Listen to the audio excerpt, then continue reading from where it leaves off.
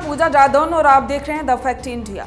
बहुत दिनों से चर्चा थी कि कांग्रेस राजस्थान में नेता प्रतिपक्ष के नाम पर इतनी देरी क्यों कर रही है।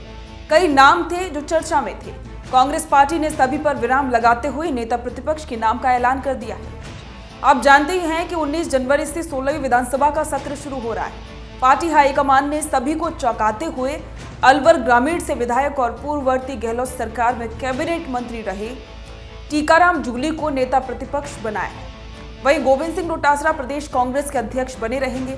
टीकाराम जूली को नेता प्रतिपक्ष बनाने के पीछे गणित को पूरा बताने का हम प्रयास करेंगे, लेकिन उससे पहले उनका गहलोत और पायलट के झगड़े को लेकर दिया गया बयान आप सुन लीजिए। सब लोग मिलके लड़ेंगे। ये जो गुट और ये सारी चीजें जिस प्रकार से, देखिए ये एक परिवार, एक कुनबा है, इसमें सब लोग हैं और सबकी अपनी अपनी महत्वाकांक्षाएं भी हैं। सब लोग अपने अपने तरीके से काम भी कर रहे हैं, लेकिन इसका मतलब ये नहीं है कि सब लोग अलग हैं।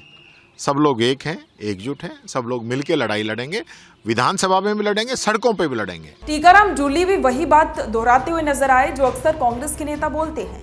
अब मुद्दे पर आते हैं। पार्टी के इस फैसले को आगामी लोकसभा चुनाव के मद्देनजर जाट और दलित वोट बैंक को रिझाने के तौर पर भी देखा जा रहा है। संभवतः पहली बार है कि जब कांग्रेस ने किसी दलित चेहरे को नेता प्रतिपक्ष की जिम्मेदारी दी है। हालांकि जाट चेहरे के तौर पर गोविंद सिंह डोटासरा और हरीश चौधरी का नाम भी नेता प्रतिपक्ष की दौड़ में था। वहीं एसटी चेहरे के तौर पर महेंद्रजीत सिंह मालवीय का भी चर्चा में नाम चल रहा था, लेकिन पार्टी ने इस बार दलित चेहरे पर दांव खेला है। पार्टी ने करीब 1.5 महीने बाद नेता प्रतिपक्ष की नियुक्ति कर दी है। इधर पार्टी हाईकमान ने प्रदेश कांग्रेस अध्यक्ष पद पर एक बार फिर से गोविंद सिंह डोटासरा के नाम पर भरोसा जताया है। डोटासरा 15 जुलाई 2020 से इस पद पर काम करते आ रहे हैं। शेखावाटी अंचल से डोटासरा का खासा प्रभाव माना जाता है। विधानसभा चुनाव में भी कांग्रेस का शेखावाटी अंचल के सीकर, झुंझुनू और चूरू जिले में बेहतर प्रदर्शन रहा है। पूर्व में उनके नेतृत्व में हुए उपचुनावों के परिणाम भी पार्टी के पक्ष में आए थे। हाल ही में हुए विधानसभा चुनाव में आए परिणामों में भी पार्टी मजबूत विपक्षी की भूमिका में है।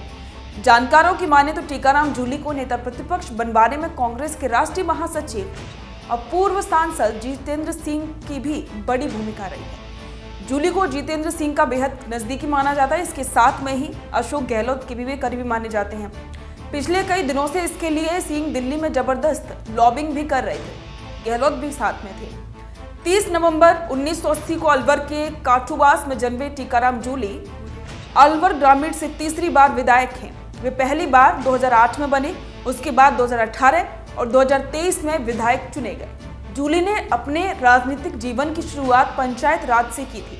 वे अलवर के सबसे युवा जिला प्रमुख रहने के साथ ही अलवर ग्रामीण कांग्रेस अध्यक्ष भी रहे हैं। इसके अलावा पूर्ववर्ती गहलोत सरकार में 24 दिसंबर 2018 से 20 नवंबर 2021 तक राज्य मंत्री और उसके बाद मंत्रिमंडल पुनर्गठन में कैबिनेट मंत्री रहे। और इधर नेता प्रतिपक्ष को कैबिनेट मंत्री के बराबर सुविधाएं दी जाती हैं। इस नाते उन्हें अब सरकारी आवास और अन्य सुविधाएं भी मिलने के साथ ही विधानसभा में भी कार्यालय मिलेगा। जनहित के मुद्दों पर सरकार को घेरेंगे, ऐसी बात वो कर रहे हैं। और इधर नेता प्रतिपक्ष बनने के बाद टीकाराम जूली ने मीडिया से बातचीत में कहा है कि जनहित के मुद्दों पर सरकार को सदन और सदन के बाहर भी घेरेंगे। सरकार बने 1.5 महीने का समय हो चुका है, लेकिन मुख्यमंत्री पर्ची से बाहर ही नहीं निकल पा रहे हैं। कोई नए काम शुरू नहीं किए जा रहे हैं। जो काम चल रहे थे उन पर रोक लगा दी गई है। अब देखना होगा कि कांग्रेस 16वीं विधानसभा में विपक्ष की भूमिका कैसे अदा करती है। आपके इस पर विचार कमेंट करके जरूर बताएं। बने रहें द फैक्ट इंडिया के साथ।